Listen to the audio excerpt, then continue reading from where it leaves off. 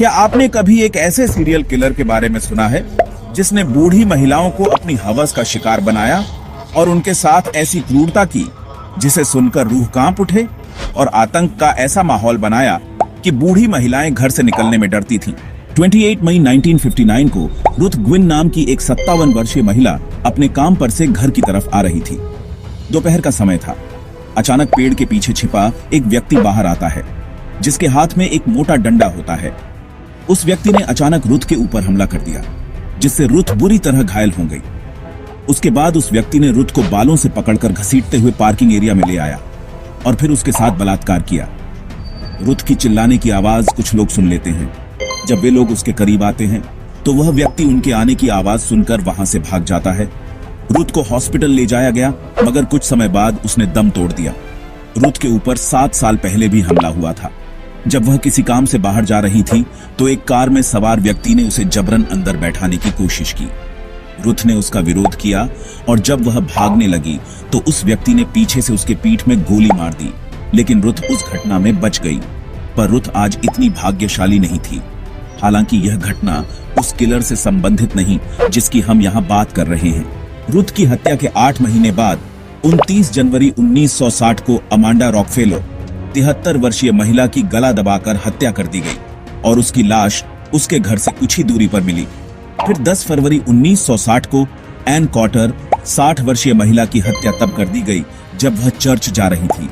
2 मई 1960 को अल्मायारा मिलर 74 वर्षीय महिला का उसके घर में बलात्कार किया गया और फिर उसे भी जान से मार दिया गया। 13 मई को अपार्टमेंट मैनेजर एल्वा ग्रीन 60 वर्षीय की उसके फ्लैट में हत्या और लूटपाट की गई। जांच में पता चला कि उसके साथ भी बलात्कार किया गया था। 20 जून को ग्रेस ए मूर की भी हत्या कुछ इसी तरह ही गई। इन सभी हत्याओं से पुलिस बहुत परेशान हो चुकी थी। उनके ऊपर दबाव बढ़ता जा रहा था, लेकिन उनके पास हत्यारे से जुड़ा कोई भी सबूत नहीं था। इसी बीच 26 जून 1960 को एक और हत्या हो गई। मर्सिडीज लैंग्रोन 72 वर्षीय की उसके घर में बलात्कार किया गया और फिर चादर से गला दबाकर उसकी हत्या कर दी गई। लेकिन इस बार हत्यारा स्पष्ट रूप से देखा गया। मर्सिडीज की सहेली और room partner Adela Williams store से काम खत्म करके घर आई तो एक व्यक्ति को उसके अपार्टमेंट से बाहर जाते देखा। वह व्यक्ति एक अश्वेत था जिसकी लंबाई 6 फीट के आसपास थी। वजन लगभग 70 किलोग्राम का था। काले कलर का धूप का चश्मा पहने हुए था और एक सफेद कलर की गेंद उछाल रहा था। कातिल के हुलिया के बारे में मीडिया में जब बात पहुंची तो यहीं से उसका नाम द बाउंसिंग बॉल किलर पड़ गया। पुलिस ने उस व्यक्ति की स्केच बनवाया और शहर में जगह जगह चस्पा करवा दिया। कुछ ही दिन में पुलिस को खबर मिली स्केच से मिलता जुलता व्यक्ति एक मॉल में देखा गया है जिसके हाथ में भी रबर की सफेद बॉल है। पुलिस मौके पर पहुंचकर उस व्यक्ति को गिरफ्तार कर लिया। इसका नाम नोबल हार्पर था जो कि बस धोने का काम करता था।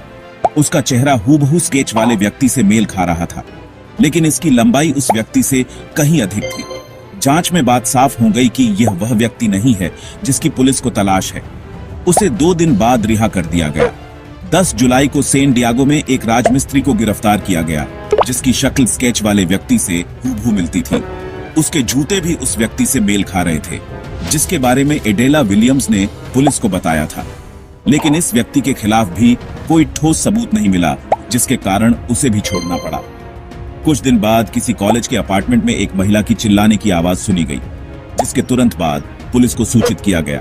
जब पुलिस मौके पर पहुंची तो रेमंड वॉर्ड क्लेमेंस 35 नाम के व्यक्ति को उसी जगह पर अपनी गाड़ी में बैठते हुए देखा गया। पुलिस ने उसे गिरफ्तार कर लिया और आसपास की जगहों की तलाशी ली गई तो नीना टीथरोन 19 नाम की महिला की लाश पुलिस को मिल गई जिसकी हत्या गला दबाकर की गई थी। क्लेमेंस ने इस हत्या की जिम्मेदारी ली।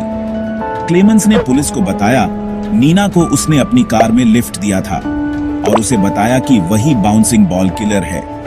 पुलिस को अब अहम सुराग मिल चुका था। उन्होंने क्लेमेंस का पॉलीग्राफ टेस्ट लेने का फैसला किया। इसमें उसने नीना की हत्या की बात तो कबूली, लेकिन बाउंसिंग बॉल किलर वाली बात उसने झूठ बोली थी। नीना के कत्ल का दोष क्लेमेंस के ऊपर लगा और उसे उम्र कैद की सजा मिली। लेकिन पुलिस को जिस सीरियल किलर की तलाश थी वह अब भी उनकी गिरफ्त से दूर था। संदेह के आधार पर कुछ और व्यक्तियों को गिरफ्तार किया गया, लेकिन सबूतों की कमी के कारण उन्हें भी छोड़ना पड़ा।